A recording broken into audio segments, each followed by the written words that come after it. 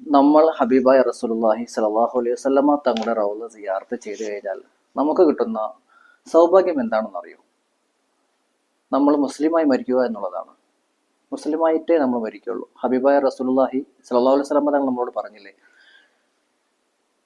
മൻ Sara ഖബരി വജബത്ത് ലഹു ഷഫാഅത്തി, ആരെങ്കിലും എൻ്റെ ഖബർ സിയാറത്ത് ചെയ്ത് കഴിഞ്ഞാൽ അവൻ എൻ്റെ ഷഫാഅത്ത് നിർബന്ധമാണ് എന്ന് റസൂലുള്ളാഹി സ്വല്ലല്ലാഹു അലൈഹി വസല്ലമ തങ്ങൾ നമ്മളോട് പറഞ്ഞിട്ടുണ്ട്. അപ്പോൾ അതിനർത്ഥം നമുക്ക് ഷഫാഅത്ത് നിർബന്ധമായി, നമ്മൾ മുസ്ലിമായിട്ടേ മരിക്കുകയുള്ളൂ എന്നാണ്. ഒരാൾക്ക് അവന് സൗഭാഗ്യം കിട്ടിക്കഴിഞ്ഞാൽ, ആ റസൂലുള്ളാഹി സ്വല്ലല്ലാഹു അലൈഹി വസല്ലമ തങ്ങളുടെ ചാരെ പോകാനൊക്കെ സൗഭാഗ്യം കിട്ടിക്കഴിഞ്ഞാൽ അത് അല്ലാഹു തആല നമ്മളെ പരിഗണിച്ചു എന്നുള്ളത് തന്നെയാണ്.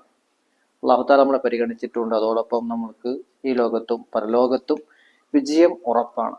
അല്ലാഹു തആല പരിശുദ്ധമായ റൗള സന്ദർശിക്കാൻ, ഹബീബായ റസൂലുള്ളാഹി സ്വല്ലല്ലാഹു അലൈഹി വസല്ലമ തങ്ങളെ സന്ദർശിക്കാനും അവിടുത്തെ സലാം പറയാനും അല്ലാഹു നമുക്ക് എല്ലാവർക്കും തൗഫീഖ് നൽകട്ടെ.